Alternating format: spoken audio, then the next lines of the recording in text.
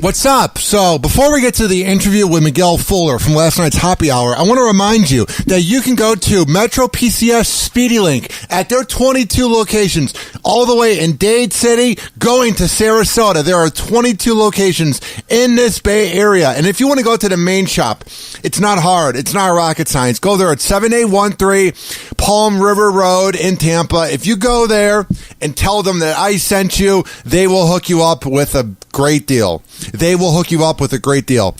All right, without further ado, here is Miguel Fuller, only on Hoppe Hour.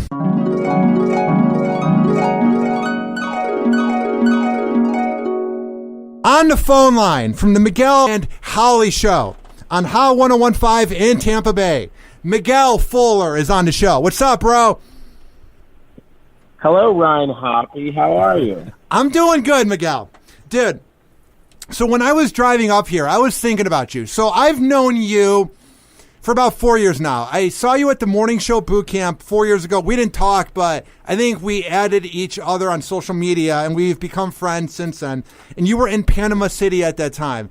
Dude, it's insane. It's humbling. It's awesome to see a very nice guy like you go from a market that is so small to a top 20 market and kicking ass, dude.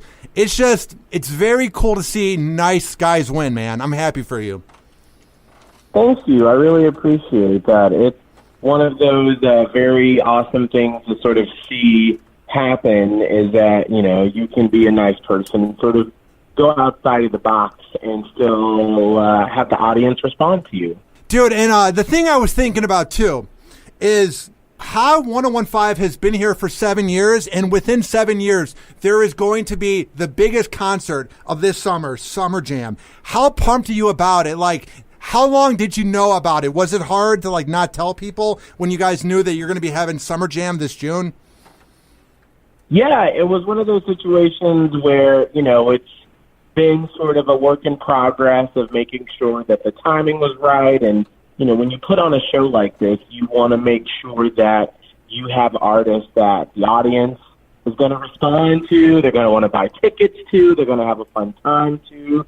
And it just worked out all of a sudden a few months ago as we were sort of looking into the crystal ball of what will the top songs do this summer, what are people responding to, you know, who's going to have some gas in the tank to make sure that they have a lot of good stuff coming out. And the artists that we got were definitely it. And so this will be something that we will never forget. The day that we announced it, when tickets go on sale this Friday, and when the show actually happens, it is definitely one of those huge accomplishments that, you know, you'll never forget that you were a part of.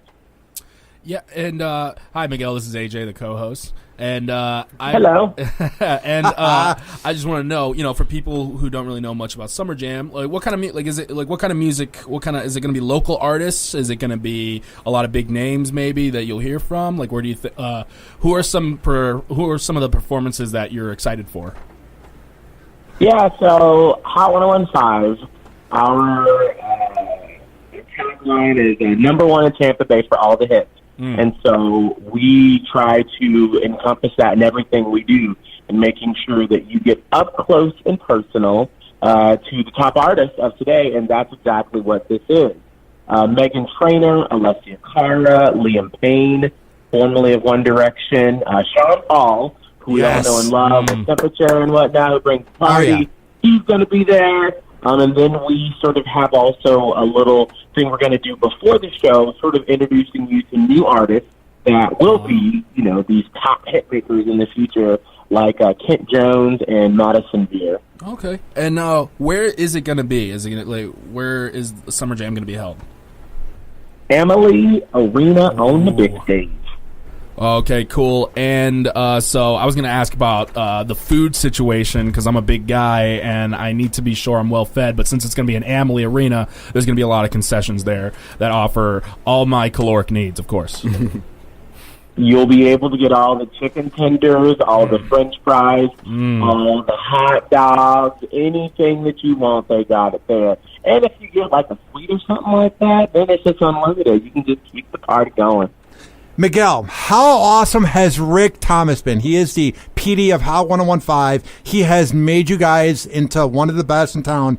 How awesome is it having him as a boss and mentor? Because it seems like he knows what he's doing. He's great. He is sort of like the mastermind, the Wizard of Oz, if you will, sitting behind the big desk, the big curtain. He is one of the most analytical thinkers in radio, I believe. And I don't think that a lot of people sort of give him credit for how he is able to pour over data, which is very important in radio because radio is art and science. But not only is he good with the science part of it, but he's also wonderful and amazing with the art part of it as well, and understanding that out of all the research that you do, all the this and that, and corporate, there's also a heartbeat on the other side of the speaker, and making sure that we still are in touch with our listeners and know what they want. Hey, Miguel, it's Kevin. I've been listening to you guys when I'm not listening to The Bone. It's one of my presets. My fiance loves the show, and when I told her that you were calling into Hoppe Hour tonight, she got kind of excited, and she was like, "How cool is that?" And I'm wondering, I just had one of my own personal questions for you. Did you ever give the lightning suit back to the Lightning Girls, or did you keep that? Yes, when I had to dress up as a Lightning Girl for losing headphone karaoke with it that we do every Friday at 8:25. Yes, I did give it back. Thankfully, the material was very stretchy, and I did not keep it on for very long, so I didn't sweat in it. I think you're a handsome man, and it's funny. My niece is a Lightning Girl, and that's kind of why I brought that up. That's all it was. Gotcha. Well, hopefully they will dry clean them before they give the one that I wore back, because I would hate for one of those girls to have to have my scent on them as they're trying to turn on the bolt. Miguel, you know what I like about you, man, is you can take a joke, man. You can go on Drew's show and Mike Kelta's show, and you hold your own, you and your crew. Like, it's very cool to hear you guys not be nervous at all and just do real well when you're on the bone.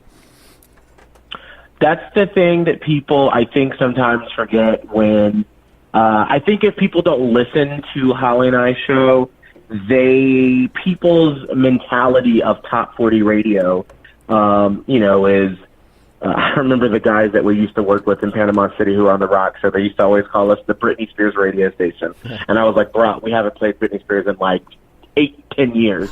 So you can like leave that by the wayside. But they think that it's, it's safe mom talk, or it's just talk about girly stuff. Like, we get just as real and raw as some mantra, the mentioning or whatever statement is for the bone, as they do over there. We just do it in our own language. Because I always say that every radio station is like its own universe, and you have to speak in that universe's language. And we do it just in a different way. And so those guys are all radio pros, and I consider us to be as well. And so I feel like you can put me on a country station, on a hot talk station like that, alternative station, and entertainment is entertainment at the end of the day. You just have to understand the universe that you're.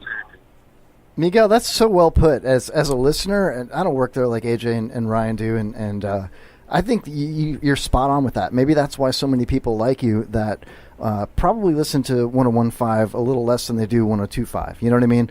In that respect, I think that was really well put, man. Thank you. I appreciate that. I mean, that's something I truly believe in. In my career, I've been very lucky to have great success on a mass appeal with different sorts of people. And it's just understanding that good content is good content, and you don't have to, tailor it and say, well, we are on Hot 101.5, so you can't talk about this, you can't talk about that. Yeah. You can obviously see on the bone, if you're going by those rules, then they should never have the gay black guy on ever on that radio station. But I always have a fun time on there, and the listeners always respond in a very positive way when I'm on as well. So, entertainment is entertainment. And my last thing, Miguel, I was at the promo meeting today, and I got to compliment you on your speech. You had a very inspirational little speech you gave at the end that really wrapped things up really nicely. But a guy I know who's actually sitting next to me left early and didn't get to hear your speech, and I'm pretty sure he kind of snubbed you. I don't know. I'm not trying to start anything. Can we do it again? How do you feel about Hoppy completely just ignoring? I was like, oh, he was probably like, I don't know. Didn't just. I'm sure. Oh, come on, AJ. You're beginning drama. You know, what would you say to these promo kids that are trying to start out who just, go in the middle of meetings and just leaves and completely does not care? What would you say to them? Well, first off, if you had another job that you had to go do to make money, which it sounds like you weren't because you're here now, but if you did, listen, you got to make your money. And basically, what I was saying to those kids, in a very inside way, for kids that are on the promo team that want to be in radio, is that radio is sort of with that science part is a job. It's something that we go to. It pays the bills, but you also have to remember the magic, the art behind it, and especially when you're in those sort of entry level positions, like being a promo kid, like I was. I'm sure Mike Halta was, and Holly was. We all have been. You start there and you sort of see on the ground level what it is for listeners to meet the personalities, because the promo kids, you all are the foot soldiers of our radio station and all the events, because at a lot of events that you all do, we, the personalities, are not there. And so it's your face that's representing us. And so I was just trying to communicate to the kids and to anybody who ever wanted to do that sort of job, is that you have to remember that there is a magic behind what you do. And it's so easy to forget when you're doing an entry-level job like that, or in any industry that you want to go into. You have to make the magic happen when you've been working from 8 o'clock in the morning until 11 o'clock at night, going from a remote to a Lightning game. You have to have the biggest smile on your face at that Lightning game that night, as you did the first thing in the morning when you had a remote at the car dealership. And so just remembering that, because your face, your attitude, your energy is what the listener is going to walk away with. Miguel, how difficult is it as a personality to make those time constraints, to make your appointments, to make your appearances when you do the bigger events and things like that? You talk about these guys being foot soldiers. What is it like for a guy like you? Well, I mean, I've only done radio. I mean, outside of, other part-time jobs I had when I was in college. So this is all I've ever known. So I've always known a very sort of free-flowing schedule where, some weeks I leave the house at, 4-something in the morning, and I may not get back until 7 o'clock that night, and I've been going all day long. But then there's some weeks where I'm done at work by 11, I have the afternoon to myself, and I can do whatever I want to do. So in radio, you have to be a self-motivator, and if you can't motivate yourself, you're going to fail, because no one has the time to look over anybody in that building to say, are you doing your show prep? Have you thought about the next consequence for headphone karaoke? Do you know what you're going to do for 4th of July? Do you have some sort of Christmas thing you want going on? You have to be proactive in doing that. And so that's why I say that radio, if you do it, it is not just a job. It's not just a career. It is a lifestyle, because you are always living it. Even when you're out of town and you're on vacation. When I'm on vacation, I still keep a journal with me to write down things that happen and I can talk about when I get back. Miguel, do you ever get burnt out? Because it seems like you're working all the time. You do the morning show, then you do CrossFit. It just seems like you're working all the time, man. Do you ever get burnt out, or do you just love what you do? I love what I do, but of course I do. Anyone can get burnt out on what you're doing. But you have to find, and this is a piece of advice that my uncle gave me when I graduated college. He gave me 2 pieces of advice, and at the time I didn't understand what either of them meant, and I still don't understand what one of them means. But he said, always keep your car clean inside and outside, and get a hobby. And I was like, okay, well, the car thing I get, maybe. Whatever. And the hobby thing I didn't really get until I started CrossFit 4 years ago, because back then I was I would be at the radio station every day until 5 o'clock, researching for the next bit, making sure that every piece of audio that was posted was perfect, making sure that this and that and this and that. And then I was like, okay, I got to stop because I'm not living a life outside of the radio station that I can then come back and talk about the next morning and be relatable to the audience with. And so you have to find things that you can sort of mentally check out for a little bit. And that's why I'm so religious about doing CrossFit every day, because that's my hour, my 2 hours to just, I put my phone down. I'm not in the radio world. I'm not Miguel from Hot 1015. I'm just Miguel trying to struggle through this running, trying to lift some weight, and I'm totally focused on something else.